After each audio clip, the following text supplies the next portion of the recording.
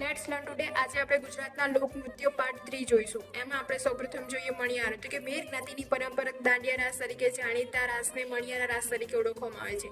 તો કે મણિયારા રાસ લેતા પુરુષો 1 થી 1.5 મીટર ઊંચા ઉછળીને વીર તથા રૌદ્ર રસથી ગંભીર છટા પ્રદર્શન કરે છે.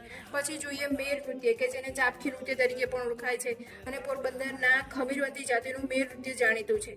પછી જોઈએ કે મેરાય નૃત્ય. તો કે મેરાય નૃત્ય બનાસકાંઠાના વાવ તાલુકાના ઠાકોર કોમનું નૃત્ય કે જેમાં હડીલા નામનું શૌર્ય ગીત ગાવામાં આવે છે. અહીંયા સાંડળી અને કાનુડો બે લોકનૃત્ય અહીંયા પ્રખ્યાત છે. પછી જોઈએ કે અશ્વ નૃત્ય કે જે ઉત્તર ગુજરાતમાં કોળી સમાજમાં પ્રચલિત છે અને કારતક પૂનમના દિવસે અશ્વ નૃત્ય કરવામાં આવે છે.